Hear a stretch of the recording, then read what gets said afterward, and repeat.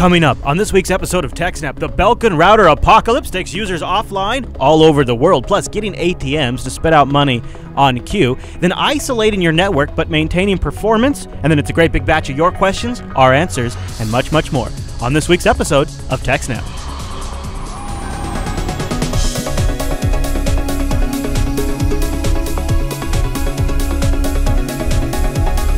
Hi everyone, and welcome to TechSNAP. This is episode 183 of Jupiter Broadcasting's weekly Systems Network and Administration podcast. We stream this episode live on October 9th, 2014.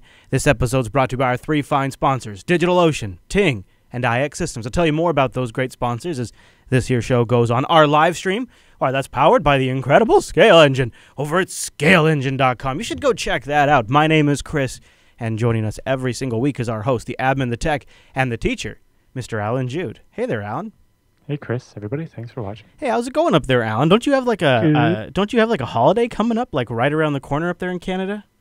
Something. Yeah, Thanksgiving is this weekend. That's what I thought. Boy, I'm jealous. I have to wait a lot longer, but that really is the start of the fall season is when Canadian Thanksgiving happens because you guys do it way early. We do it. Yeah. When the fall happens and you harvest the things like the pumpkins, and you guys do it in the middle of winter when there's ice everywhere. So what you're saying is that Canadians do even Thanksgiving better than we do here in America, or in the States.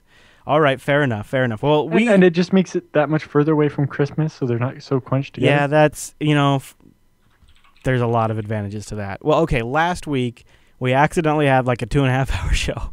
So this week, that was a little crazy. So this week we're going to try not to do that. So I won't waste a bunch of time up front. And I'm so glad that you picked this story. Our first story, when I heard about this, Alan, I could not believe the folks at Belkin had built this into the system. So Belkin users had a hell of a week, didn't they? Can you tell us what's going on and why? They had the Belkin router apocalypse, as they call it, which caused a worldwide outage of many Belkin routers. Okay.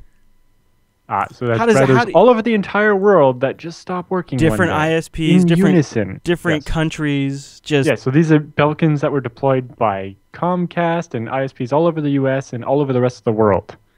And then all of them at exactly the same moment quit working. Okay, how does this happen, Alan? So starting at approximately midnight, they don't say which time zone, which is really annoying, on October 7th, Belkin began experiencing an issue with a service configured in certain Belkin router models that causes a failure when it checks for general network connectivity by pinging a site hosted by Belkin. So in particular, Belkin routers check to see if the internet is up by pinging or connecting to heartbeat.belkin.com. When the service went down, all those routers decided the internet was down and stopped letting their customers use the internet despite the fact the internet was actually fine. So they try to ping one address, doesn't respond, and they assume the entire internet's down and shut down? So the light on the router changes from green to orange and it stops working. We'll have details on why in a minute. Okay. In particular, I'm surprised this has never happened before. Yeah, right? Or rather, it likely has, just not on such a wide scale, right? Because a routing issue or something might mean that customers in a certain region at Comcast can't reach the site where Belkin's thing is for 15 minutes. And to be honest, most people might assume it was just a local service issue. If it's only 15 minutes, then whatever. But Or like a certain amount of people, maybe when the server had been rebooted for a small window of time or something like that, maybe would be affected. But again, you would think, it's a service issue. Yep. So they say, one of our cloud services associated with maintaining router operations. So there's more than one service that they need in order to keep your router at your house working, was negatively impacted by a change made in our data center that caused a false denial of service. So somebody made a change, and I guess they beefed up their firewall or something, and it decided that everybody in the world is pinging us. Oh no, it's a denial of service attack. Block them all. Maybe, you think? Yep. Normal operations were restored by 3 p.m. Pacific, which is at least 18 hours after it started by my So an entire day for people. Yeah. But some users might still need to reset their router or cable modem to regain connectivity. Because I imagine after a while it just gives up. Yeah. Moving forward, we will continue to monitor, improve, and validate the system to ensure our routers continue to work properly in the event of connectivity to our cloud environment is not available. Oh, I like how a server you ping is now a cloud environment. Yeah. Because it really seems that the server you ping is in one data center. Yeah, it probably Right, is it's one like- server, maybe more, but yeah. Yeah, but it's all in one location. So Yeah. it's like, what happens if power goes out Yeah. there or something? It's like, if this is going to be critical to every router working, why aren't there many of these servers anycasted or something? I consider this to be potentially, well, it is. I think it's a design flaw. It is a design flaw. Well, we and talked about this the other. How many businesses, internet monitoring, like their Nagios and so on, are keyed on, can I ping Google? If I Right, can't ping yes. Google, then I assume the internet's down. well, here's where And it's, we talked about how when Google blocked ICMP, it caused all kinds of freakouts for a while, and Google eventually just re-enabled it for the sake of the internet. dude, I am pinging Google right now as we're doing this show to see how our connectivity is because I'm having problems, and it's just a great way to go. And you know what I think about this is here's all it would have taken for this to be used maliciously is one person takes Wireshark, monitors one of these Belkin devices or a couple of these Belkin devices, notices they're pinging the same address, and then just figures out a way to do There's a denial of real service. Denial of service attack Yeah. against that Belkin. And you take out all Belkin routers, Yes. or at least of these fact, models, which is a After huge the show, range. I might just do that. Yeah. Don't say that on there. We'll cut that part out. But I mean, it's not like, all seriously, of I them, wouldn't but be it's like a huge surprised if range. Someone did it. Right.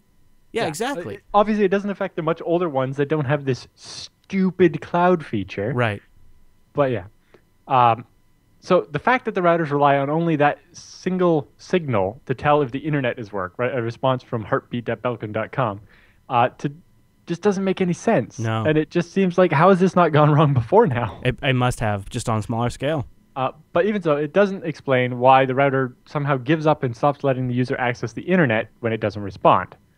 So digging into it further, it seems that what happens is the DNS resolver that's built into the router, right, the little caching DNS server, relies on that ping. And if it stops seeing it, it stops answering DNS requests. Oh, gosh. Why? Doesn't make any sense. That's like the stupidest feature I've ever heard of. Yeah. So it stops attempting to resolve addresses, and if it can't reach the Belkin site. So Belkin was recommending people change the settings on their PC to use Google Public DNS, 8.8.8.8 or OpenDNS or whatever, and then your computer would magically be able to access the internet again because the router was still routing, it just wouldn't do DNS. Oh, wow.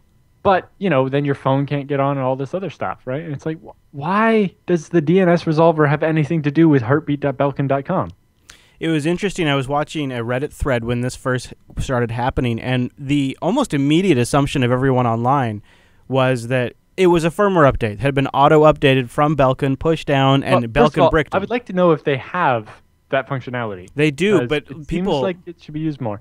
People said that they had it turned off, and then once people said, no, my auto-update service is turned off, it hasn't been updated, then they started looking other places, but everybody assumed it was auto-update. There were rumors that it was caused by a firmware update, Yeah. including apparently some people at Comcast. When people called, Comcast said that, there was a Belkin update and it might be related or whatever. Oh, jeez. Belkin denies that it was the fault of the firmware update, and, they have a reasonable explanation, although it's not clear whether there actually was a firmware update around the same time or not. Because, again, sometimes the people at the Comcast call center will just say yes when you propose some strange Deferment. reason for Anything that defers blame. Is this because of the Belkin router? It's like, Yeah, yes, that's of why course, your yes. Comcast isn't working. Mm-hmm. So it's not clear about that. But the big question is, why is this in there, right? What if the Belkin sites goes down like it did? Right. What if there's a routing or transit issue, right? Your ISP just can't reach that one part of Belkin's internet, or Belkin's internet goes out or whatever. What if access to the Belkin site is blocked in your country? Yeah, what if you can't get a ping out? Some ISPs block ping, so Yeah. I wonder if there's an HTTP fallback or something. But also, Comcast might just note, hey, we're seeing a lot of traffic going out to this Belkin site. Let's block it. Or, Yeah, right. whereas let's man in the middle. It's like I almost expect now Comcast will man in the middle it, and every attempt to connect to heartbeat.belkin.com will be answered by a Comcast server just to keep the modems up in case Comcast goes down again. Well, and now that so many people know about it, now there's even more risk. Yeah. because I've never even heard of it until this story, and now the whole world knows about this heartbeat Oh, service. yeah. They say if your service has not been restored, so obviously you're not watching TechSNAP, I suppose. Unplug your router and plug it back in after waiting 1 minute. Wait 5 more minutes, and the router should reconnect. Yeah. Hopefully you're Literally having everybody reset their Belkin router will likely cause a denial of service against heartbeat.belkin.com. Oh man, that's great. I hope they did. I hope they've had serious amounts of traffic as Belkin customers have been DDoSing them. I can only dream. Apparently, Belkin's call center got a high volume of calls about this, and to the point where they were like hanging up on people and stuff. And it's like, how many users call the router manufacturer when they have an issue? Like, most if you don't have the internet, you don't know that the problem is the Belkin. Mm-hmm. You'd have to be on your phone connection. Right, but like, who's going to do that? Because your phone could be on Wi-Fi, and then you're not going to. Your phone's not going to work. Exactly. I mean, this is really one of those things where you'd have to like go to work or something to look it up, because you're screwed. Or disable the Wi-Fi on your phone to use your 3G. Yeah, right. But my question was, I would assume most people wouldn't know that the problem was the Belkin, like until hours later, and there was solutions by then or whatever. So, like, how many people called the number off? Like, I don't know. I've never bought a router like that, honestly. I've always had a FreeBSD machine doing my routing since almost 10 years now. But, do people normally call Linksys when their internet doesn't work? I don't think so, man. I think they call... I wouldn't think so. So why was Belkin getting so many calls? Well, probably because Comcast was getting so many calls saying, call Belkin. I suppose. But, like, when I got a modem router thing, first an SMC and later a Cisco for my cable ISP before I got rid of it, there was always a sticker on the bottom with the cable company's phone number. Right. There was never a phone number for Cisco, because what the hell can Cisco do? Could also be, it could be folks on their phone doing the Twitter effect, searching for, because, that's something, like when Comcast goes down, I do that. Once there was a tweet about it, maybe that makes sense. Yeah. But yeah, it seems really surprising to me that people will be calling Belkin until maybe the news got out more. Yeah. Or when you're desperate for internet, you're desperate. Now Belkin's got the worst part is like, I don't know if you've ever even just known you weren't going to have the internet for a while, and then so you're like, all right, I'm going to get up off the computer. It's like, oh, but first I'm going to search how to. Oh, no, right. Yeah. It's like, well, what's the weather like outside? No, I'm not. And so on and so on. No, now that I have my phone on me all the time, I always have the internet with me. It's kind of pathetic and sad. I could use a break. The crazy thing is, because of this outage, actually Belkin's website was down as well. Sure. The same outage that took out the heartbeat thing, or it was compounded by it, or whatever. So they actually had to go over to statuspage.io and pay to put up a status page explaining to people what's going on, and they had the fixes about changing your computer's settings to use Google DNS, and then later how to like hack your Android to get your phone back online in the meantime. And router status is operational, refreshed as of 17 minutes ago. Yeah. There's also a thread over at the Belkin community forum, and some nice coverage from the Internet Storm Center at SUNS. Oh, really? Yeah. Yeah, it's the article I linked to at the top of the story has like 10 updates throughout the day. You can kind of see how the story progressed, and 3 or 4 separate posts covering different aspects of it. Yeah, I like the timeline breakdown. What a mess! What a mess! And now they have to release like guides on how to fix it for Android, iOS, Windows, and Mac. So it's not just like Windows. Well, they've done all that, but then they just fixed their thing, and the router started working again once people reset them. Yeah. And so now people have all these weird settings laying around on their stuff. And it's weird, isn't it? Kind of weird. Like, go use Google DNS. Like, okay, well, what about OpenDNS? Fixing the resolver. Well, Google DNS is easy because anybody can type 8.8.8.8. Whereas trying to get people to type 209.something. That's true. Google wins again. Google wins again. Yeah. Well, they paid, was it level 3 that owned that range of IP must addresses? have, right? They bought that 2 blocks of IPs from the people that own the 8 range. Yeah. Yes, level 3 owns everything, but Google actually just bought the /24 8.8.8.0/24 and also the... Man, nobody rolls like Google rolls. Google just... Man. Like, you have some really easy to remember IP addresses. We would like to buy those from you all of them. Piles of money. Yeah. All right. Well, we can't all be rolling like Googs, but some of us can get some good value and also still have our own cloud server, and our first sponsor can help you do that, and that's DigitalOcean. What is DigitalOcean? Well, DigitalOcean is a simple cloud hosting provider dedicated to offering the most intuitive and easy way to spin up a cloud server. Users can create a cloud server in around 55 seconds. I've seen a range now. So I'd be curious, if you beat 55 seconds, tweet at ChrisLAS with a screenshot of your DigitalOcean droplet creation time. I want to see it. And here's the best part, though. Pricing plans start at only $5 per month. That'll get you 512 megabytes of RAM, a 20 gigabyte SSD, and one CPU plus a terabyte of transfer. That's all yours. And the best part, DigitalOcean backs up that 1 terabyte of transfer with locations in New York, San Francisco, Singapore, Amsterdam, and London, all Tier 1 bandwidth. I got a tweet this morning where somebody was quite impressed by the transfer rates they're getting.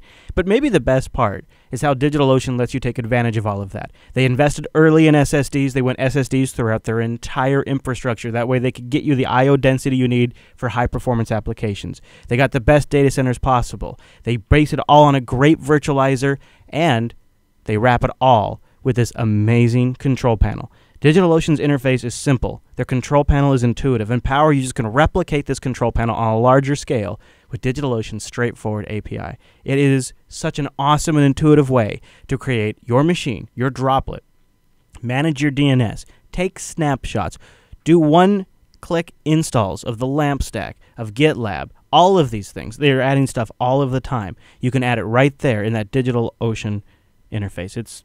It's amazing. And all you got to do is Belkin. All you got to do is rent a couple in different data centers from DO, and then solve the problem right there, right? And then load balance between them. And if you use GeoDNS or something like what we do at Scale Engine, all the users will go to the closest one. They'll get a faster response time. If one goes down, it'll reroute.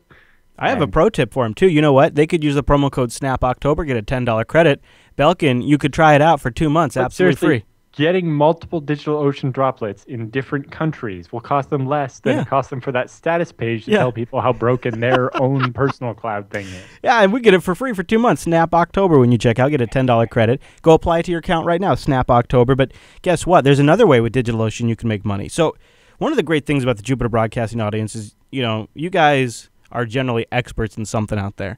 And DigitalOcean recognizes that, and they're launching a new way for you to get paid. You can earn up to $100 or even $200 for technical tutorials. Potential writers can submit a writing sample to become a tutorial writer. Here's an opportunity to make a little money by writing up something you already know how to do. You can learn more on DigitalOcean's community website. Go to digitalocean.com/community/getpaidtowrite. We'll have a link in the show notes. It's get-paid-to-write.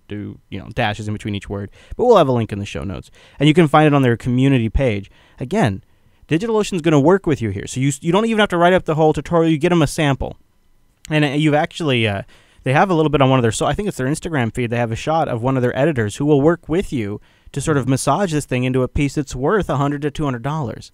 To just write about something you already know. And if you're already a DigitalOcean customer, that's great. But what's the practical result of this is if you're a DigitalOcean customer that maybe doesn't want to write up, you at least know that the quality level of tutorials that are being published for you to use on DigitalOcean are at a level where DigitalOcean is saying, okay, we want to reach such quality, we're going to pay for it. We're going to pay up a pretty good piece. We're still going to have an editor, right? So it's not just, community tutorials that aren't checked. Right. It's stuff it's being edited, and it's to a quality point in their mind that they're willing to pay somebody for doing it. And that means the kind of tutorials, it's going to be best in class. Nobody else is going to be able to match these because they're cultivating the best of the best over here, and then they're rewarding people for their hard work. So we'll have a link to the Get Paid to Write campaign. You can go over there and check it out on the DigitalOcean community website. And don't forget, when you're spinning up your DigitalOcean droplet, use the promo code SNAPOctober and get a $10 credit.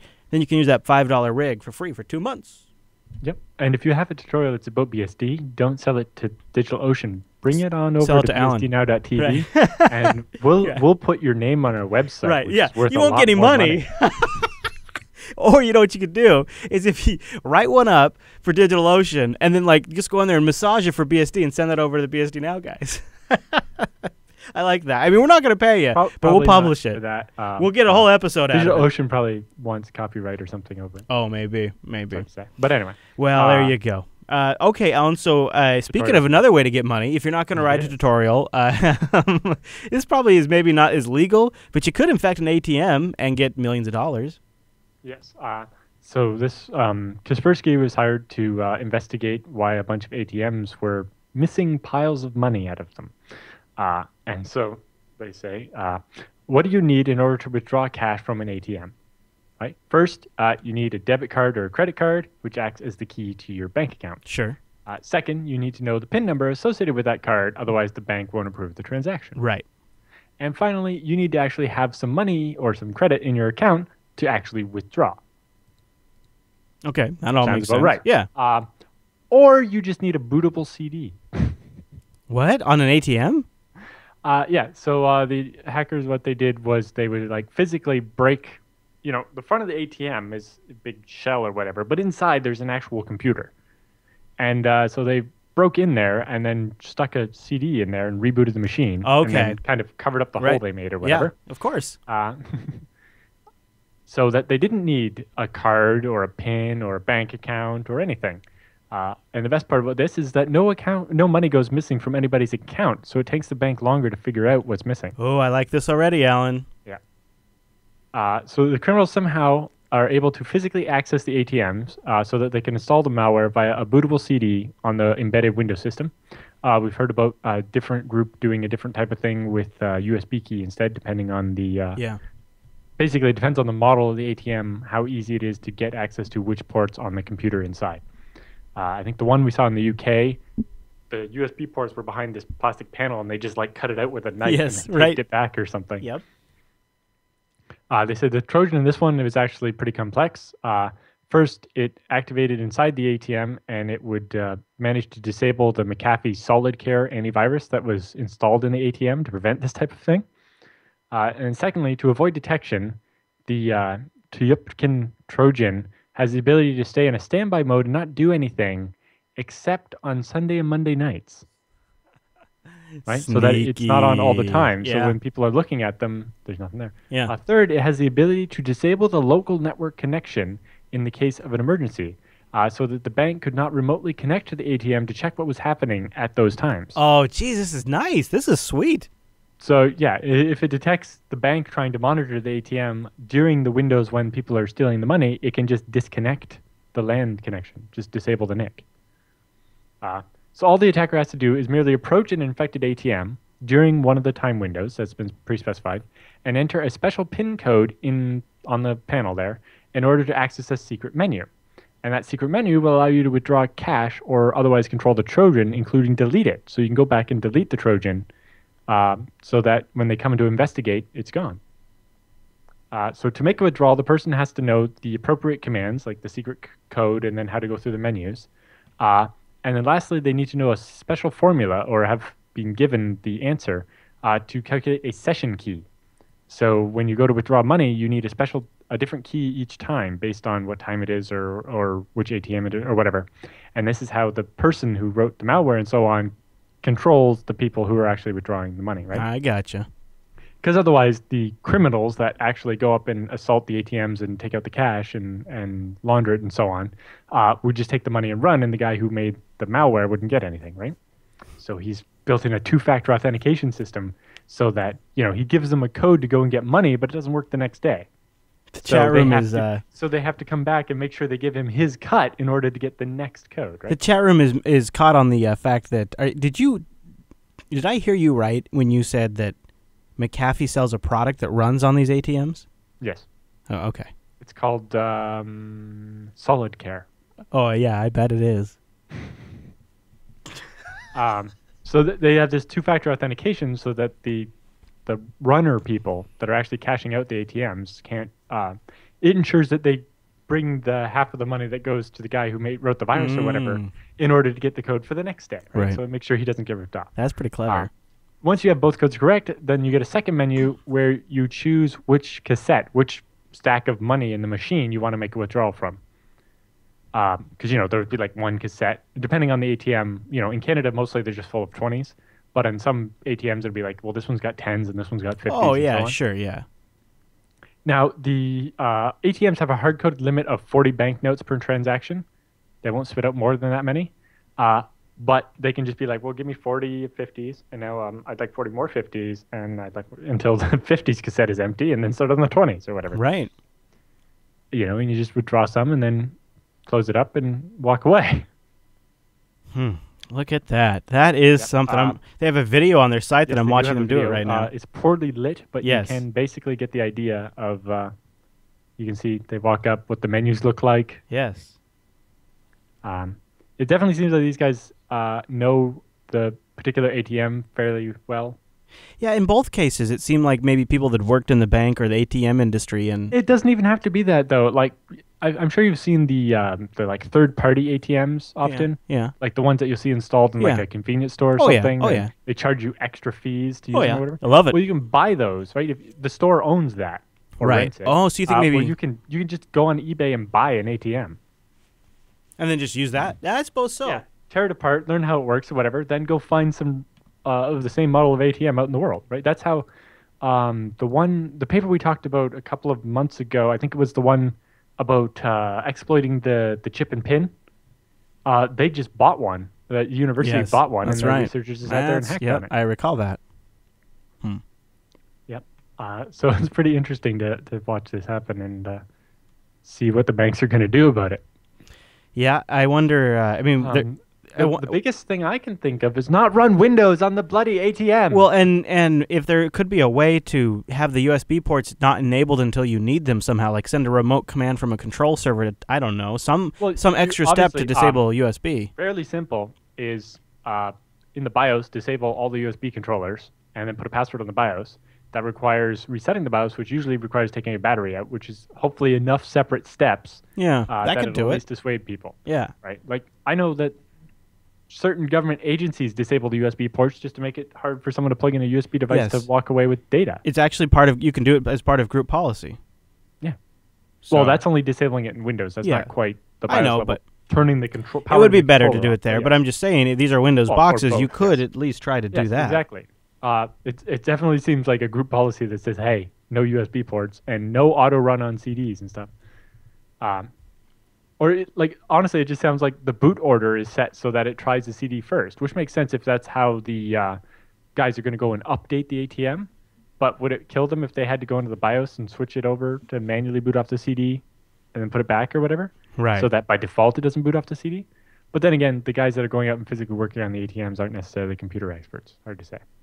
And what do you think? Do you think the banks have just decided that it is too much money to replace this and improve this situation, so instead they'll just manage and mitigate it as it comes up? A little bit of, but I think part of it is that the banks don't actually make the ATMs. They buy these from ATM vendors. Right, and, right. Yeah, that's true. Yeah, that's true. companies like Diebold.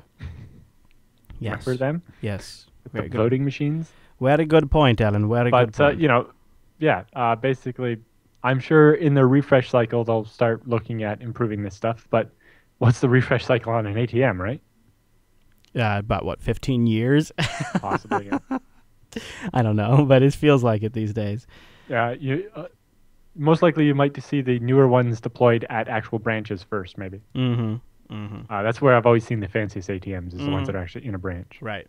They buy them in a whole batch or something. Yep. All right, Alan, any other thoughts on that story? Well, part of it, I think, when the bank owns the property, it's easy for them to say, all right, we're going to have a construction crew show up and do this, right? When it's Yeah. in a store or something, it's a little harder. Yeah, and yeah. But yeah, it definitely raises some questions. Well, because in this one, the regular bank anti-fraud systems don't work because the ATM network is disabled or whatever. It seems like, hey, how about if the network doesn't work, don't dispense any money. Oh, that's a no-brainer. But there's no kind of lockout like that, right? Because it's just the computer via some protocol is telling the I know what it could do. physical money dispenser thing to spit out money. I could And solve the that's all problem. controlled by the software, which can be manipulated. Easy problem. All you do is you have this little service that runs on the ATM that pings heartbleed.belkin.com. Heartbeat. not bleed. Heartbeat. Right. That's a Heartbeat. different Heartbeat. thing. Heartbeat.belkin.com. And if that's down, you don't dispense cash. Easy peasy, Alan. I solved it. Right, but you could kill that service, right? But yeah, it's like, I wonder how the actual cash dispenser is connected to the computer. I wonder if it's a USB device. Maybe. And that's why they can't disable the USB parts. Oh my gosh. Of What course. else is it going to be? It's Yeah. like cereal? Maybe cereal, but it's probably a USB device. Holy smokes. Okay, all right. Let's take a moment and just reflect on the awesomeness of design that is, and let's thank our next sponsor. Are you ready, sir? All right. That is Ting, techsnap.ting.com. Everybody right now, techsnap.ting.com. Let them know that you love them supporting the TechSNAP show. So what is Ting? Ting's my mobile service provider, and it's mobile that makes sense. There's no contract, and you only pay for your usage. It's a flat $6 a month just for the line. And then it's your minutes, your messages, and your megabytes. They add them up, and that's what you pay. It's really easy, and they give you a simple dashboard to track it all, and they have no-hold customer service, which makes it all better. And I want you to get a little idea of how you could save some money here. So I'll go in and I'll plug in, from what I recall, my old usage. And the thing with the Ting savings calculator, when you go to techsnap.ting.com, they have a link right there. At first, you might plug in what you're paying for. Oh, I have 1,000 minutes, and I have 500 text messages, and I have 5 gigabytes. Well, but put in what you actually use. So I would use about 250 minutes, let's say. Let's go 300 messages, probably a gigabyte of data, right? That would be that'd be a really heavy. Actually, 150 being, well, let's just say this is an extremely heavy month for Chris, because I do most of my calling over Wi-Fi, and I'd have a bill of about $139 before taxes. I'll just put 140 in there. Calculate savings. Now, this is what I would get over a 2-year period by switching to Ting. I would save $2,424 in 2 years. And now I'm not at my 2 years yet, but I'm getting closer, and I actually can notice the difference. I notice the difference in my finances now. It has actually been noticeable. And not only that, but the service has been incredible. And because I have hotspot and tethering built in, I have the dashboard. I've now got 3 phones, and I'm paying like $40 a month. It's amazing. And it's a great chance for you to switch too. Go to techsnap.ting.com and then go to the Ting blog. They're moving warehouses. They're upgrading their warehouse there at Ting. And instead of moving devices, they quite literally would rather just sell them for a really good deal. And I noticed they have a few nice devices on here you can pick up for a crazy savings. Plus, all of these devices also come with a $20 Ting credit. So if you go to techsnap.ting.com, you're going to get the TechSNAP discount. You get one of these phones from their warehouse, you'll also get a $20 credit. You might go for a couple of months before you pay for your bill. I'm not kidding. That's how long that could stretch. Here's the one, though, I think you might want to take a look at. I don't know how many they have of these in the warehouse, but they've got the Sierra 4G LT hotspot, $63. Plus a $20 Ting credit. And with Ting, you're only paying for what you use. So $20 in credit is going to get you a ton of data. That might get you several months of data. You could buy this LTE hotspot contract free with no early termination fee because there's no ETF. There's nothing like that. You just pay for your usage, and they'll give you a $20 credit. That has got to be the best deal for a mobile hotspot ever, and it's with a great company. And then from there, if you wanted to grow and add another phone to that line, it would just be $6 for that line. It's really straightforward. TechSNAP.ting.com. Go check them out. See why I switched a long time ago. They've got some great devices. They've added the LG Optimus G. I've just noticed, too, that the Nexus 5, rocking $349 still. I think it's one of the best phones ever. And with L around, I think I'm going to start saying the Android L and the Nexus 5 are going to be one of the best phones you can buy very soon. I'm so impressed with Android L. They've also got the LG 2 white and black. They've got all the different colors. They've got the iPhone 5S now and 5C. You can check out, the G3 metallic too. Well, hello. Hello. How are you, my friend? I sure like the way you look. I might need a new phone in my life. Hello, gorgeous. Anyways. Stop flirting with the phone. It's just a nice-looking phone, techsnap.ting.com. Go check out all the different devices. Go see how much you could save by using the Ting Savings Calculator, techsnap.ting.com. And a big thanks to Ting for sponsoring the TechSNAP program. Hey, Alan, how's your Firefox phone doing?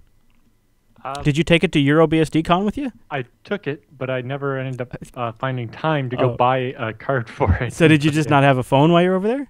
Well, I brought both my phones. I had my regular phone okay, I gotcha. on me, and I used the Wi-Fi at the conference and at the hotel, so I never ended up needing data anywhere. Plus, I was with a bunch of Europeans. In Europe, there's like a law against roaming charges or a limit on what the charge can be or whatever. Okay. Yeah, I think it's Europe-wide, no roaming charges. That's sweet. Your phone company has to charge you the same amount that we charge you in your home country as any other country in Europe. That's sweet. So everybody from Europe was just walking around Bulgaria using their 3 and 4G whatever, so I never ended up needing anything. Yeah, I suppose not. Well, hey, Alan, you know what's more fun than hacking ATMs? Hacking slot machines. Well, this one wasn't so much hacking, actually, but yes. So tell me about our next story then. I noticed it involves slot machines in Vegas. I'm all in. Yeah. So a pair have been arrested for exploiting a flaw in casino slot machines. So John Kane, who's a gambling addict, and an accomplice, Andre Nestor, exploited a bug in the Game King video poker slot machines and made quite a bit of money before they got caught. Okay, I'm wondering, do you know, do these slot machines happen to run Windows? I don't think they do. Okay. It doesn't. It's nothing to do with that anyway. Okay. It turns out that the Game King's machines, basically they offer like 60 different games or something like that. Okay.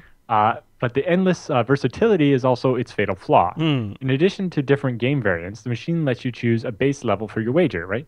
At a low level machine, you can choose between 1 cent up to 50 cents for each play through the game, right? And then, the reward is so many times what you bet if you win. The key to the glitch is that under the right circumstances, you can switch the denomination level retroactively, right? So you play the hands at 1 cent per hand. You're betting 1 cent per hand, and you play for hours until you get really good hands, right? If you get like 4 aces or a royal flush or something, then you go through the process using the exploit to increase the wager and make the machine think you bet 50 cents, or actually make you bet 50 cents. So then when you win, you get the payout of 50 times the reward level instead of 1 times the reward level. Heyo. So all the hands you're losing as you're going through all the crappy hands that the random number generator gives you, you're just losing 1 cent at a time. But then when you get a good hand, you bump it up so that when you get a reward, it's much bigger. They said performing the trick consistently wasn't easy. It involved a complicated misdirection that left the Game King internal variables in a state of confusion. But after 7 hours sitting on the machines, playing with it and trying to, basically he discovered it by accident once and then spent quite a bit of time trying to figure out how it happened in order to do it again. So it turns out that the first guy, John Kane, is very familiar with the particular slot machine in question. According to tax records, he spent $500,000 in 2006 alone losing to this machine, or these series of machines. The pace earned him enough Players Club points that he actually bought one of the machines for his house, where he lived on the outside of Vegas. The machine was just for fun. It didn't actually pay out, but it let him play it even at home. His lawyer says that he's played more than anyone else in the United States. Oh, well, I would imagine. Not exaggerating or embellishing. The guy has a serious addiction. Yeah. But it turns out that Game King 5.0 that was released in 2002 contained a series of subtle errors in the program, specifically G0001640, that evaded all the laboratory testing and source code review. Right, so when they make these machines, it's not just the company that reviews them. They actually have to be audited by like the Nevada Gaming Authority or whatever, and they have like automated tests they run on it, and they actually have other people review the code, and nobody actually was able to find the flaw. The bug survived like a cockroach for the next 7 years, passing into new revisions, one after another, and ultimately affected 99 different programming running across thousands of the machines all around the world. As far as anyone knows, it was completely undetected until late 2009 when John Kane was playing at a row of 4 low-limit Game King machines outside the entrance to a Chinese fast food joint. No way. Yeah. And he was just playing, and then at the end, he pressed the button or whatever, and all of a sudden the jackpot he got was much bigger than he expected. And he tried to explain it, that's what happened to the person from the casino when they came over to pay him, and they were just like, whatever. Thought the guy was crazy or whatever and paid him the full amount that the machine said. So Kane had some idea how the glitch operated, but he wasn't able to reliably reproduce it. Working together with the other guy, though, they began trying different combinations of play, game type, bet levels, and just basically brute forcing combinations until they found out how to do it. And then after sitting at a pair of machines for 7 hours straight, they managed to reliably reproduce it. Wow. Then they went to a different casino that had a higher limit and tried, and it didn't work. They're spending thousands of dollars doing this. Not really. No. You're betting 1 cent at a time. But still, they're doing it for how long? I think, yes, 7 hours or whatever. I think they lost like $700. Okay. And then, but when they made it work, they would get a payout for like $4,000. Right. So they tried other casinos and they noticed it didn't work there, and they were trying to figure out why. And so the second guy actually flew home after winning only like $50,000 or something.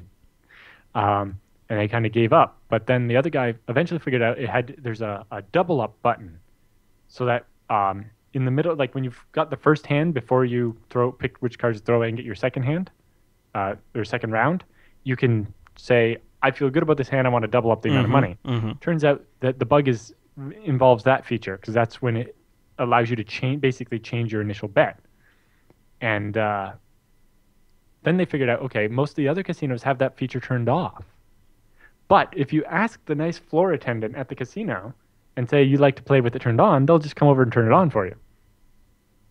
And then they could exploit the vulnerability. So once they figured that out, they went back to hacking on the machines. And the pair of them eventually managed to get about $750,000 out of various casinos all over Vegas. Wow. Before they got caught. And this would make like an excellent movie, because they even have the part where like the second guy decided that he didn't want to have to give half the money to the first guy who discovered the flaw anymore. Right. And it's like the second guy's like, oh, I'm the one that figured out that it's the double up button that makes the difference, and so I shouldn't have to pay you anything anymore. And there's like, and I'm gonna have to pay tax on this, so how about I just don't pay you until after I pay the taxes in April, like a year from now? It's only a year. You can trust me with a giant pile of money for a year, and so on.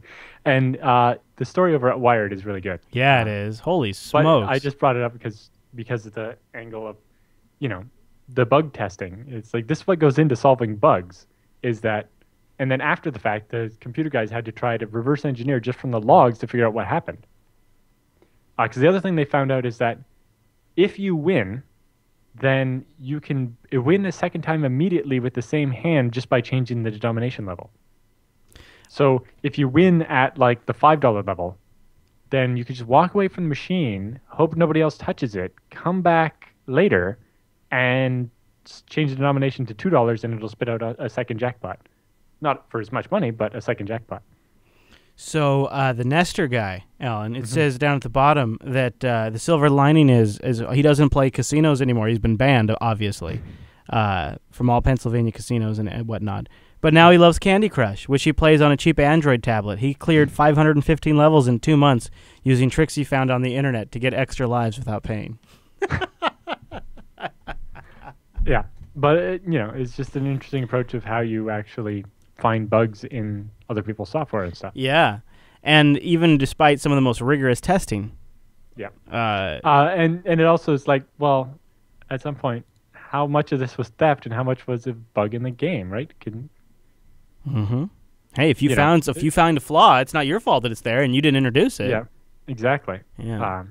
But it seems like they got a little carried away, and that's why they got caught. Yeah. If they hadn't won so much money at once and spread it out, different casinos, do you really need more than like to win $50,000 at a time? Nope.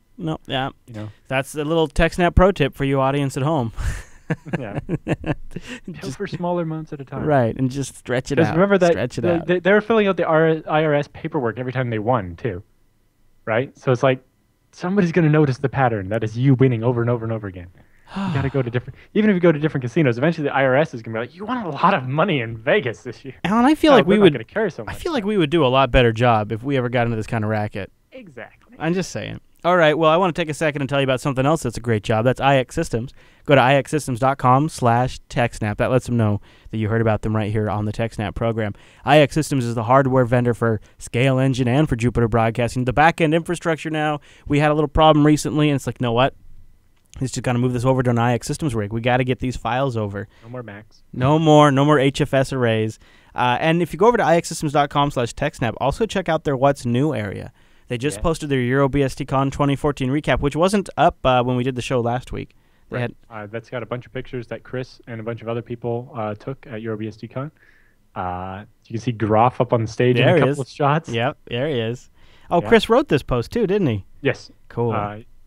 Although IX sent, I think, 10 different people to the conference. Wow. Jordan Hubbard, the CTO, gave the keynote. Lots of people from IX were there.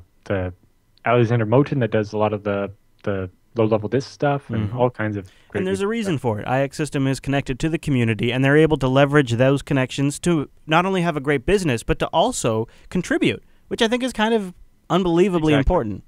Well, it's like when you talk to the founders of the company, you kind of get the sense like, originally back in the day, those people went through the yes, whole I can tell. .com bomb, Hmm. leveraging the company and trying to do an IPO and all this stuff, and they got burned fairly badly by it. But they And they've learned. decided they'd rather make a business Yeah. that sells a good product to customers, keeps them happy, and is a good business.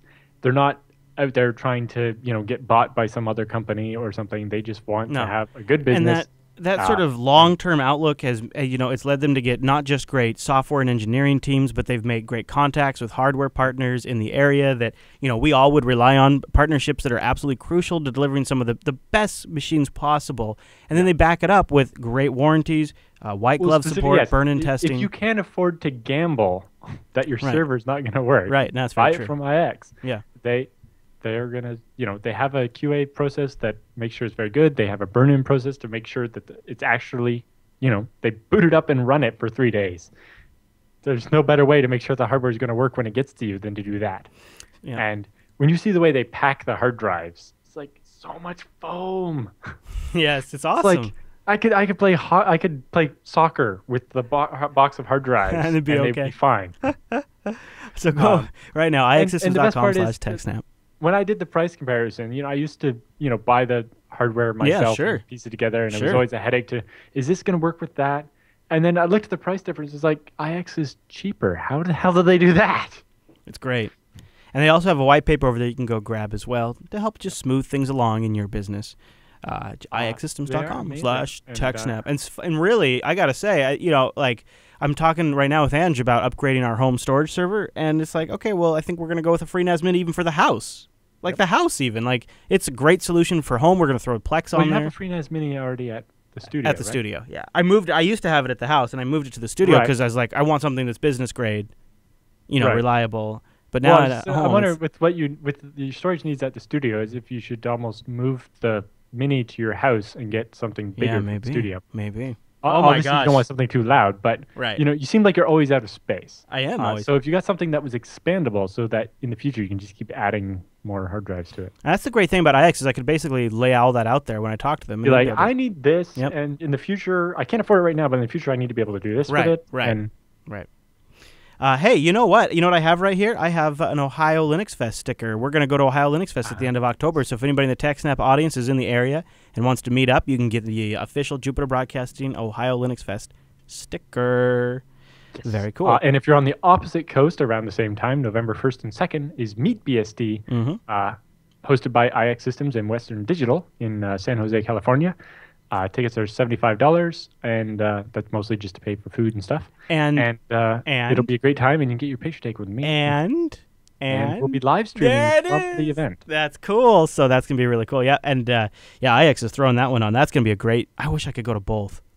Yeah, me too, but they're too close together, and MeetBSD is much more important. I could almost pull it off, almost, but I don't think so. I almost. Oh, I don't know. Yeah. All right. Well, so for me, also, there's a invite-only FreeBSD stuff the 2 days after, so I'm actually going to be there for like 5 days. All right, Alan. So let's go. Before we jump into the feedback segment, I'll give. Speaking of BSD and all that, let's give a mention to episode 58 of BSD Now Behind the Mask. Yep, we have a great tutorial on using DNS masks to block advertising. I'm gonna have to attend DVL's talk. Let's see, it's on virtualization with FreeBSD jails, EasyJail, and ZFS at Ohio Linux Fest. I'll have to do that.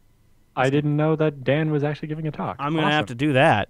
Yes, you should definitely talk to Dan. He has great people. He's actually one of the people I've never interviewed. Larry, target on his back. Target on his back. Yeah. I'll give a plug to Tech Talk Today, episode 73. Something we've talked about before in TechSNAP, but today, Google released a new version of Chrome that fixes 159 critical vulnerabilities, and they paid out $75,000 in bug bounties. Okay. So, talked about that. For the win. Yeah, talked about that in episode 73. That was today's episode of Tech Talk Today. You guys can check it out. Okay, Alan, with the news all done, that means it's time for the TechSNAP feedback.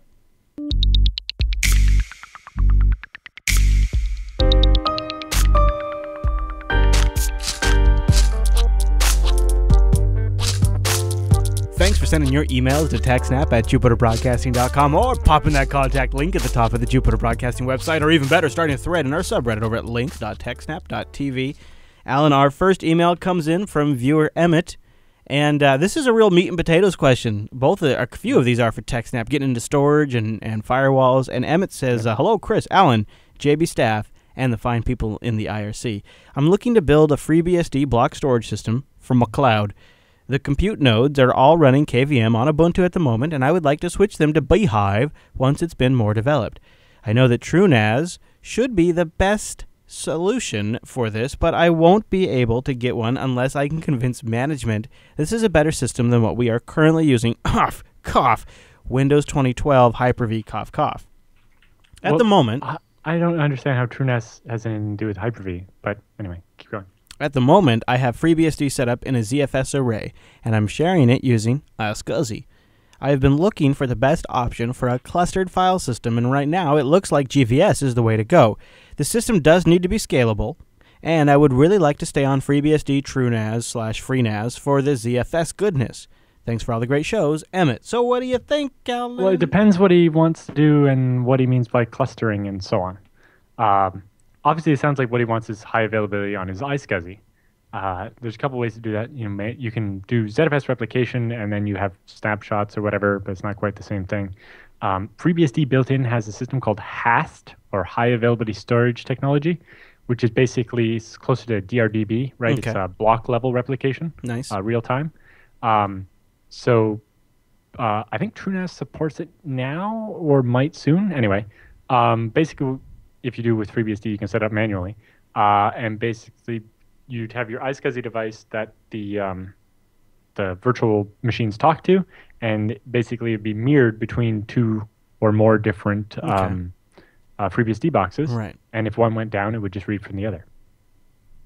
And that would mean that even if one of your storage servers went down, all of your VMs would stay alive, which is probably what you're looking for. It doesn't matter if it's Hyper-V or Beehive or KVM. Now, the other one is, the other thing a clustered file system can do is if you need more storage than you can fit in one server and you want it to appear as all one big storage thing. That makes less sense when you're doing virtual machines. It depends how you're doing it. He's doing iSCSI, so you're going to have a different target for each thing, so it's easy to point them to different sets of machines, and it doesn't really matter. Although, if you're doing NFS or whatever, if you want, to have a single file system that looks like 100 terabytes or whatever, then that's where more of a clustered file system can make sense. And that one, you can have, 3 copies of everything, but never on the same machine and so on. For something like that, there's GlusterFS, which isn't the same as GFS, but GlusterFS, apparently the server side works on FreeBSD, or did at one point. I've actually started experimenting with it before the show. On the most recent version, it looks like they name one of their variables in a way that conflicts with a variable in FreeBSD-based system. But I'm going to play with that and see, because I'm actually looking at something like that, because currently we have 5 storage servers at Scale Engine, and then we just use NFS to make one consistent pool that makes it look like they're all in the same place. But this could be handy. So depending how you want to set it up, HAST is really nice for real-time. Regular ZFS replication is okay if you're fine with losing the last 5 minutes or whatever. And basically it allows you to have the backup as not quite the same as a replica, but almost the same. Even though it's replication, it's confusing. But anyway, HAST is probably the easiest way to go, and Gluster is the little bit more feature way to go, but I don't know how production ready it is on FreeBSD. So it's worth testing. Yeah. But it really depends on what you mean by clustered. It's kind of a buzzword, right? If you just mean that you need to be able to deal with one of your free NAS boxes going down, then HAST is the best solution. There you go. Nice and straightforward. All right, I think it's Gaffin. I think that's how you say it. He writes in. He says, Dear Alan and Chris, I'm planning on changing my hybrid router modem switch thing in my home to something I have more control over, with lovely graphs and such. As a complete beginner in this subject, do you have any suggestions, OS type, hardware suggestions, etc.? Thanks for your time. Now, Alan, what might you recommend here? It depends what you really want to do. Yeah, so a lot of them have kind of a switch type thing built in, but that's kind of weird. What do you think? So it seems to me like You'd want a regular switch and then something that does the right. router part. Obviously, you can't do the modem part though, so you still need a separate modem and a separate. You don't have to have a separate switch, but you might want a separate switch. I think so, right? I think you should. Well, because you don't want to be using up CPU on the router to send packets between different ports, right? If computer A and computer B are trying to talk directly and not go to the internet, Sure. why make that go through the router if it doesn't have And to? also for me, I will, like I've had the same gigabit switch now for 2 firewalls, so my switches seem to last longer than my firewalls. Yeah, I've had my gigabit switch for a long time. Yeah. So obviously, I mean, we're huge fans of recommending pfSense if you want to build your own box. And that gives you more control graphs and such. But you still need a modem to actually talk to the cable line or the DSL, and then that'll have one Ethernet port probably that'll go into your stuff. Or honestly, what you can do is you take your existing hybrid router modem switch thing, and often they have what's called like a bridge mode. And so basically you just plug only the pfSense into it. You disable the DHCP server and stuff so that basically what will happen is it tells the switch, your hybrid modem router switch thing, to act only as a modem, and it'll give your public IP address to your pfSense, and you go from there. So he wants some hardware recommendations. pfSense would be good software. I also think Router OS is worth looking at. Sure. pfSense has a store on their website, Yep. pfSense store, where they list a bunch of different sets of hardware that they've tested and know work very well. Yeah. Netgate is, I think they run the store actually, but they have a bunch of interesting software. They donated some that was given away at BSDCan. They're tiny little red boxes like this. They have 3 or 4 ports in them, and they're great. I have one of the FW7551s. I haven't hooked it up yet, but I got one. Because I'm going to compare this to the Microtech router stuff and just kind of see how they compare. Myself, I have an actual a short depth 1U server I bought from IX. Right. With a low power E3 processor in it and 4 gigabit NICs, and that does routing and some other stuff. Yeah. Now that's really overkill for most people's connections. Well, technically it's overkill for my gigabit connection. But it was another machine that I could have in my cluster that I could do stuff with. So that, this is a question that we used to get a lot. We haven't answered actually in a while, but we're big fans of that.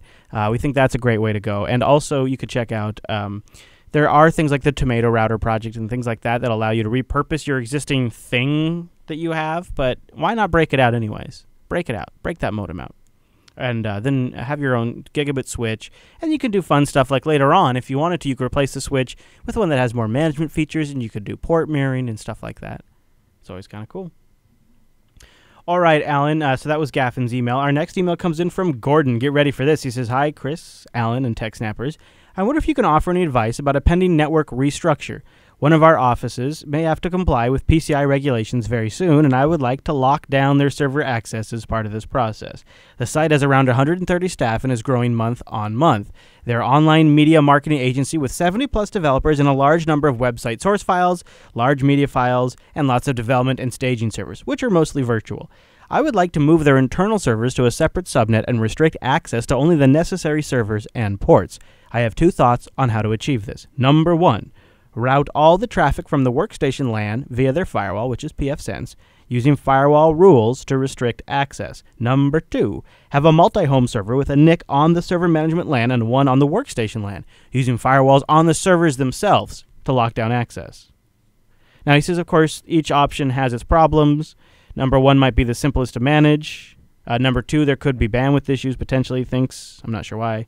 Well, I think he means if you route everything via the pfSense, and you need more than a gigabit of traffic between your server LAN and your user LAN, then yes, you could have bandwidth problems with the pfSense, although you can just create a pair of lags or whatever and create 2 gigabit 2 gigabit links from pfSense to the server VLAN and 2 gigabit links to his main concern about that, he says, is that adding extra legs, even on this firewall, where it has 3 WAN interfaces, 1 DMZ, 1 VoIP subnet, it's going to require a sizable pair of boxes to to have all those ports. Right.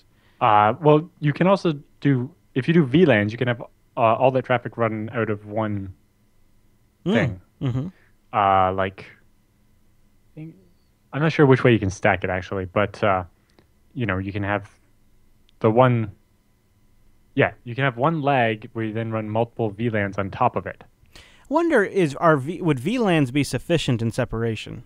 Well, you do the VLAN so that broadcast packets and like Windows Discovery stuff doesn't get between them. I guess I don't know what the regulation is. You still need the separate. You still need the separate subnet. I guess the PCI regulation is that the things that are processing payments need to be on a separate network. I'm not right. Well, that's what a VLAN does, right? It's the switch is almost physically separate. It's almost like having two complete separate. But he wants to actually use a firewall to separate them. Right. Well, so the VLAN will be on the firewall, and then the firewall controls how traffic gets between the two VLANs. That seems like the way to go. If he did, if it's all going to one big switch cluster or whatever, if he has 2 or 3 NICs connected to that switch as a lag, and then VLAN divide that up, then he could have more bandwidth. Instead of having to have 2 NICs go to the server subnet and 2 NICs go to the client subnet, if you have 3 NICs going to the switch as a lag and then use VLANs to separate that, to split that lag, then you can have 3 gigabits of bandwidth divided by which needs to go what way or whatever. And because it's full duplex, it means you could actually send 3 gigabits of traffic from the server VLAN to the client VLAN. Looking at the kind of files you're going to be moving, that's going to be kind of important. Yeah, especially since, like he says, seems to be doing large media files. Yeah. The advantage to actually putting doing the VLANs or whatever on the servers individually, supposing that they support it under Windows, there's no generic solutions for VLANs on Windows. You have to have like an Intel NIC that actually supports the VLAN feature. There's others, but yeah. Because I bought a workstation Supermicro board for my desktop, I actually have this on my desktop finally. Because I didn't on my old desktop. I just had the regular Intel desktop embedded in the motherboard NIC. Anyway, the advantage there is that you're splitting up the bandwidth and dealing with it a little better. Yeah, very much. I think that's a good way to go, Gordon. The downside to doing trying to configure a firewall in each box and all that gets very headachy from a management standpoint. It's much easier to manage with the pfSense, but if bandwidth is a really large concern, you might consider something else. Okay, Lone Loosely writes in now, and he says, "Hi, Alan and Chris. Recently, on the 14th, I was or the 18th or whatever, I was on a cafe that required a password for public Wi-Fi with their pointless encryption. So I ran a thing on my iPad, and I found that their point-of-sales device was on the same network. Then I turned to log in to the Netgear router, and guess what? I was able to log in with the default password. A week later, there again, I explored the router and found out the remote management was on. I've even attached an image to prove it. After that, I sent an email to the cafe warning them. They ignored that, or they didn't even read the emails. What's my next step, in your opinion? How should I handle this?" Well, I don't know that they actually got your email. Like, I don't know how you got an email address and if they read it or if they even saw it or whatever. There's not much you can do. If you want to stop other people from screwing around, you might go in and change the password on the router. Wow. If they don't know it, they can hit the reset button on the bottom and reset it back to factory, right? What about just printing out like a screenshot and bringing it to them and being like, "Hey, I got this off your Wi-Fi network"? Maybe, but it depends if they're... Obviously, they probably don't have anybody that knows anything about it. Yeah. And so... you just change the password to something random, and I guess you turn off remote management. And is this something that's worth mentioning, like on a Yelp review, being like, "Hey, by the way, they have a insecure network, so protect yourself if you use it." What Wi-Fi is secure, right? I suppose. If other... Well, the point of sales device is what bothers me, really. Right, but it depends. It's communicating over SSL. So hopefully, yeah. Well, no, it has to. The banks won't. Bank side of it has to be SSL. So, sure, it should be separate or whatever. But and again, the reason they have a password on their Wi-Fi isn't for encryption. It's just to keep people that aren't customers at the store from using it. And I would imagine that it's got to be way more common that those types of devices are on the Wi-Fi. And it depends, like... Well, yeah, you're not going to see a place like that have a separate Wi-Fi AP set up just for the POS system. Right. Yeah. And they should all get that Wi-Fi router you have. Just dedicate one of the IPs to the point of sale. So right, but they're virtual APs anyway, so it's all. You know what I would do, Lone Loosely, is say, "Hey, for $80, I'll clean this up for you," or give me a week's free coffee, and I'll fix this all up for you, no problem. I don't know. it seems to be it seems to be a problem that is probably it's probably more common than not, and so it's kind of like one of these things where I don't know. It bothers me too. Alan doesn't seem to be bothered as much by it. With It the just bothers admin me. panel being open, someone could change the DNS servers it gives out to people to be ones that would then intercept stuff. That's bad. That's bad. SSL strip and stuff. Yeah. So that's something they need to fix. Yeah. But they're not going to know how, right? So what are they going to do? Ignore it. Give them some free coffee and have them fix it. Yeah. You could try to convince them that, and if not, just change the password to something random, and then no one else will be able to screw with it. I guess maybe don't be judgy. Like they don't. I mean, if they knew how to do it and they knew better, they wouldn't do this. So don't go in there like, go in there, approach them with respect about the situation, and say, hey, I'd be happy to help you solve this, and don't do it with like, hey, dummy, I can get into your router. It's the default password. Don't do that. Which I don't think you would, but I'm just putting that out there just in case. Just if you approach it with the right tone, I think it'll go over just fine.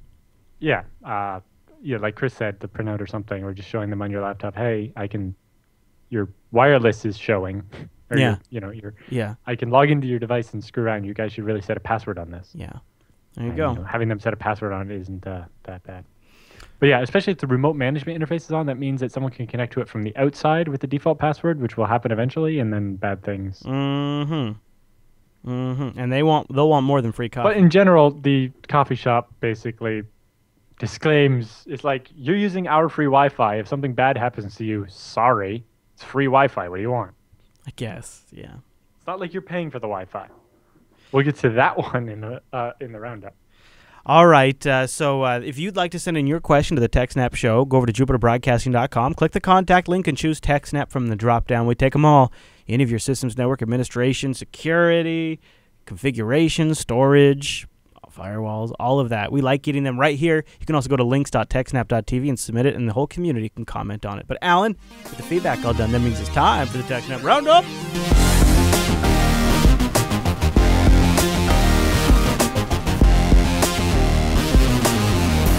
Welcome to the TechSNAP Roundup. Yeah, that's what that crazy music means. Now, the Roundup are stories that just didn't quite fit at the top of the show, but we still wanted to give you some links so you can follow up on your own after the show. And some of these links came from our awesome subreddit over at links.techsnap.tv.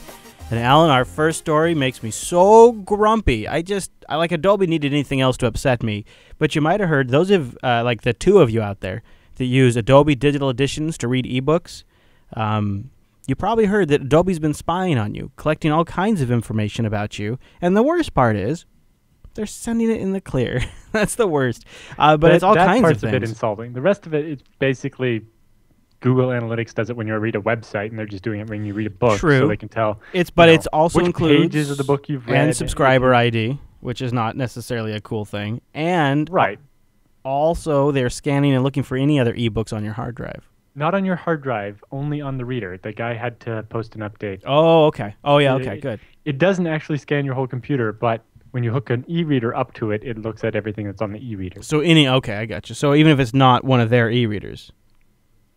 I'm not entirely sure the details. The link has more. It's been updated with some other stuff. Roger that. So what do you think, Alan? You seem like it's not too bad. Well,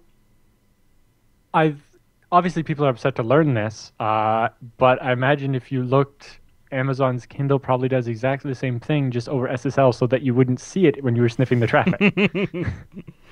In general, it's like, I understand why Adobe wants this data for the publishers to tell them, people had trouble reading this diagram in the book, or people got up to this point in your book and then left and didn't finish it.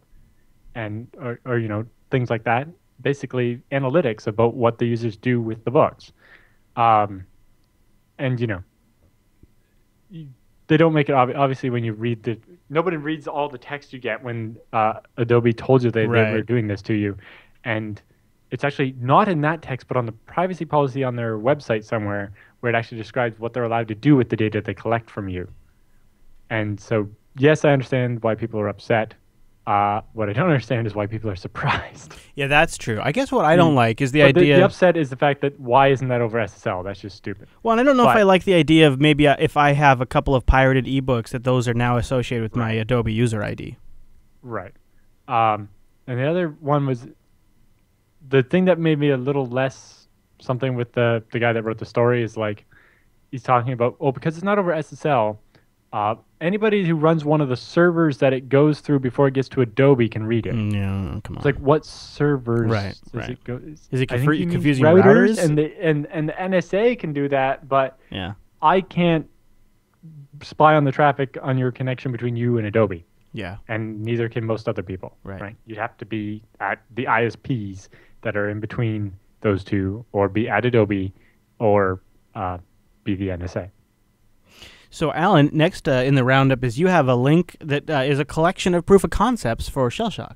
Yeah, so it's a GitHub page over at Shellshock, or at GitHub, and it has a big list of stuff, but it has the command line stuff a little bit further down, and it lists each of the different CVEs for Bash, including the first one, 6271, which is one where we talked about, type this little command, and if it says vulnerable, then your Bash is vulnerable, right? Mm-hmm. But then it all talks about some other ones. After they found that one, they found a rash of other ones. So there's one where if you escape a certain character, you can do stuff. And so it shows you how to exploit that one. And then 7186 has a redirect stack. So if you redirect to end of file over and over and over and over and over again, eventually you can cause it to execute other code. And so it shows you how to do that one. And then there's another one where if you do a for loop between 1 and 200 and then do something, you can actually break it based on its line numbering for words and eventually cause it to execute code that you didn't intend for it to do. And then they have another one here, 6278, with lots of dollar signs and brackets and blah, it executes code. And then another one here that will actually cause Bash to segmentation fault if it's vulnerable. Basically, overwrite a part of the Bash memory and actually cause it to crash. Mm-hmm. So a whole list of those and how to exploit, how to test if your Bash is vulnerable. Fun for all. And then separately, they have the list of, well, here's how to exploit it on IBM mainframe, and here's how to exploit it in the Juniper Google search built into certain routers and stuff, or DHCP. the Metasploit plugin, or DHCP client, or a bunch of different websites. VMware Fusion on Mac OS. Yep. Qmail. Fusion Passenger for running Ruby scripts, and so how you can your Ruby server could actually have its Bash exploited. There's one here with the TFTPD for stuff. How to do it with SSH. So basically, if you have a shell account somewhere, how you can actually cause it to run code when it didn't mean to, and how you might be able to stick that into some other person's account or whatever in one of their dot files or something, and cause them to do something when they log in. Nice. Also, like you said, VMware Fusion, how to exploit SIP proxies, how to do it for Qmail, Postfix, FTP daemon, Pure FTPD, OpenVPN, Oracle, lots of stuff. Very interesting to see it all collected in one place. Yeah. And we'll have a link to that in the roundup if you want to check it out. Yes. And then I have a second follow-up to that one. Yeah, okay. Yeah, what is this? This is a post over at the OpenBSD mailing list about some guy saying, hey, the bug in Bash discovered the last couple of days, he claims is also present in the shells on OpenBSD, CSH and KSH, with KSH being the default shell in OpenBSD. So then he explains how he found this out. So he ran that code that I gave people the other week to test if your Bash was vulnerable, right? Which is, env some variable equals this bunch of stuff, semicolon, do something bad, Bash, run this script, right? I guess he didn't realize that in the command line, you're actually calling Bash explicitly. So it's going to start Bash. And so this test is only testing as Bash is vulnerable. You'd actually have to edit the command and change the word Bash to one of the other shells. Like, just because you're running KSH and then you say, start Bash with these arguments, it's going to start Bash, and Bash is going to be vulnerable. Right, yeah. It's not, that's pretty funny. It's like, yes, all versions of OpenBSD are vulnerable to this, and it's a big security risk, and you should tell people. It's like, no. No, you just called Bash. Yeah, you actually fired up Bash specifically, so. Yeah, that's kind of funny. This is something that just feels right. This next story in the roundup has been something maybe you've been bit by when you've been traveling. Marriott hotels have been fined $600,000 by the FCC for screwing with public Wi-Fi. Back in March of 2013, the FCC received a complaint from a person who attended a function at one of their hotels. The complaint noted the hotel was jamming mobile hotspots, so you couldn't use them at the convention place. Well, the FCC did an investigation and found Marriott employees were using containment features from Wi-Fi monitoring systems at the hotel. The FCC also found in some cases employees were sending deauthorization packets to target access points, which would disconnect them from the Wi-Fi hotspot. Yeah, so basically if you brought like your Ting Wi-Fi hotspot, you know, that little one you put in your pocket and allows you to have mobile Wi-Fi off the mobile network. Well, the Marriott sells a package when you're having a conference or a meeting or something where they will sell you access to their really great Wi-Fi network. And so they were purposely jamming your connection if you're trying to get other Wi-Fi and using the fake deauthorization packets and so on to actually disconnect you from the Wi-Fi when you did try to use it. And, jamming Wi-Fi is still illegal under the FCC, even inside your own building. So they got fined. There you go. Hey, Alan, you know that old saying, mouses don't click people, people click mouses? Well, now we have a story about a smart gun-inspired smart mouse. I don't even know what that is, but the picture of it looks pretty cool. I guess it's a new method of authenticating users over, like, the mouse. And it just got a patent, too. What do you know about this? So it's based on the technology for that, the smart gun, where it detects, like, your fingerprint and how you hold it to let you use the gun.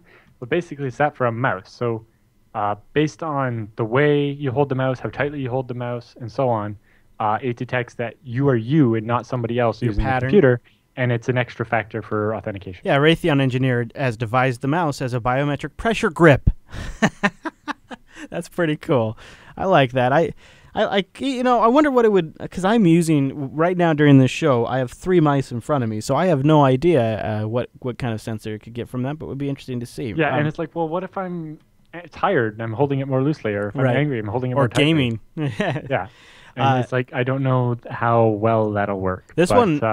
This next one, Alan, had the subreddit all riled up. Popular electricity smart meters in Spain couldn't be hacked, according to researchers. Security expert Jasver Vasquez Vadel and Albert Garcia Elenerra said in an interview on Monday that the so-called smart meters were installed by a Spanish utility to meet government energy efficiency goals and basic safeguards. But they don't have basic safeguards.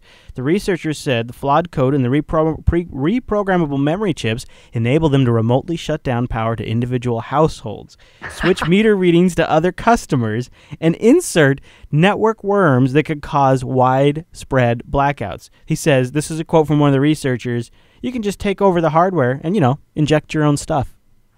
Yeah. It'd be great to just, hack mine and my neighbor's and make him get my electric bill and I'll get his, since he doesn't run servers in his basement. Now, it's not all, they've only found flaws in one manufacturer, but it's extremely popular manufacturer. And he says the utility may be able to use the same flaws they found to patch the problem. Yeah. But they would need working firmware. And, Yes. So there you go. As we get closer to smart meters, a little scary story.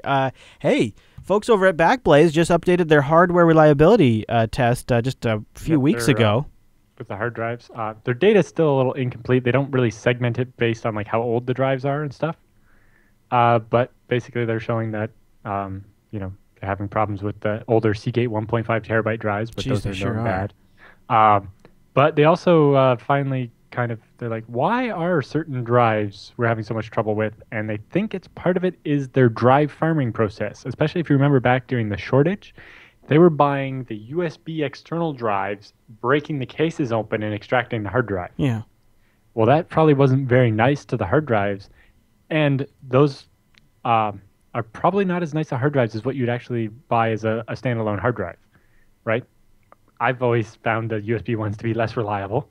It's almost as if, the manufacturers use the kind of iffy drives for the USB products. I've noticed that too. Like the ones that pass test, but low scores on the test. Well, it's like how Intel makes their processors, right? They don't make a processor trying to be a certain speed. They try to make all of them the highest speed, and then certain ones, this one's unstable over the speed, so we'll clock it back and sell it as a cheaper one. Mm-hmm. So they explain that, and they also talk about should we switch to enterprise drives? They say, assuming we continue to see a failure rate of 15% on the drives, that doesn't actually make sense to change to enterprise. Looking at the price, a Seagate 3 terabyte enterprise drive is $235 versus a 3 terabyte desktop drive, which is $100. Most of the drives, they have a 3-year warranty, meaning that they don't actually cost them anything when they have to replace a drive. So even if there were no warranty, a 15% annual failure rate on the desktop drives and a 0% failure rate on the enterprise drives, it would take them 10 years to make back the extra cost of the enterprise drive. Interesting. And they don't plan to run the drives. 3 terabyte drives not going to be useful 10 years They also say that it really hasn't bared out in their tests either. Yes, and they said that the assumption on that is based on the enterprise drive would have a 0% failure rate or much lower than the desktop drives, but they found that's not true. Oftentimes they have about the same failure rate. In fact, they say with the consumer drives, we've been seeing a slightly more reliable trend, which is... Yeah, and part of these numbers could also be based on the fact that, they're packing a lot of the drives in their very tight chassis. Very warm. I don't think they're quite cooling the drives as much as like I am. I've not had any of the... one of the drives they're having the most trouble with, they're the 7200.14. I have just shy of 100 of those now and have not had one of them fail yet. Look how well the HGST drives, those are super reliable. Those are much newer drives. Like even if you look at the stats, yes. the average age of some of those drives is much newer. Yes, you're right. No, some of them, some of their 3 terabyte or 2 terabyte drives are actually 3 years old now. They are? Okay. Yeah, there's the years. But yeah. I wish they would really break their data down by the age of the drive as well. Like just a version of this where it's like, this is what drives look like when they're less than a year old, and this is, or maybe the where to break it down might be exposed by their data. But it seems like comparing the reliability of a drive that's on average 0.6 years old to a drive that's on average 4.6 years old is just not fair. Right. I still like they post it though, Alan. Yes. It's very nice to have the data. Honestly, I wish they have more raw data. Like, I'd actually love a downloadable Yeah, CSV you would. file. Oh my gosh, that'd make a great segment. Every day, so that I could draw my own graphs and get different stuff and, talk to some math people I know and have them do real data science on it.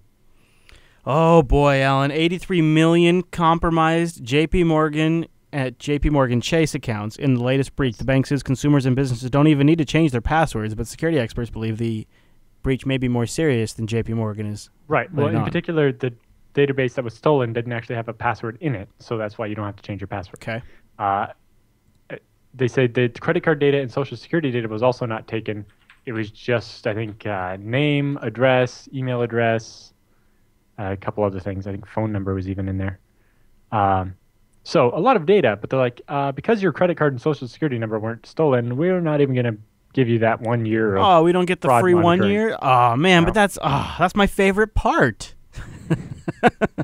Mine from the last thing is almost running out, right? Yeah. The data was limited to name, address, phone number, and email address. Can I stack as well them? as internal Chase data used in connection with providing or offering services such as Chase line of business that the user is affiliated with.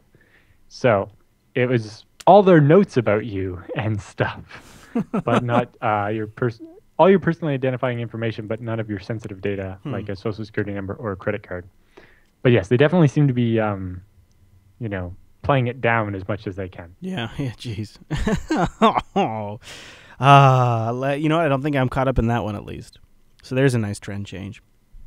That's at least something a little different.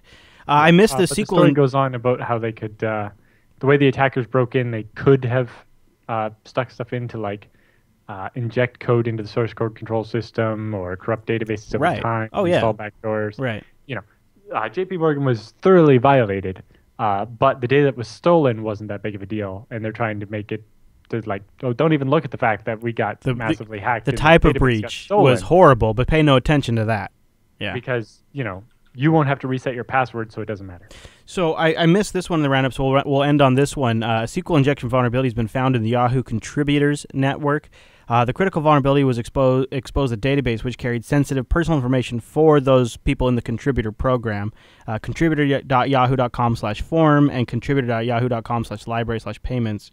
The vulnerability allows remote attackers to inject their own SQL commands, just like you're probably familiar with this kind of thing. And we have the URLs that were vulnerable above in the show notes, and you can find out more in the show notes as well. Not a major one, but a bad week for Yahoo because also their gaming community servers were breached with shell shock. Again, nothing major, but bad week for Yahoo. So there you go. That brings us to the end of the TechSNAP program. If you'd like to get some stories in here, let us know what you want to see covered. Go to techsnap.reddit.com or links.techsnap.tv. You can also email us. Go over to jupiterbroadcasting.com/contact and send your questions in. And last but not least, don't forget we have those RSS feeds. Then you just subscribe to that and get the show automatically. Alan, is there anything else we wanted to cover today on the show? Nope. Okay, well, last but not least, we'll just leave you guys with this. Join us live, jblive.tv, 1 p.m. Pacific on Thursdays, which is 4 p.m. Eastern, 2000 UTC. Pow! Also, jblive.info for the audio-only feed. If you're sitting at your desk and they don't want you streaming video, or you're on the go, or maybe you're just a theater of the mind kind of person, well, jblive.info has the audio-only stream. All right, everyone. Well, thank you so much for tuning this week's episode of TechSNAP. We'll see you right back here next week.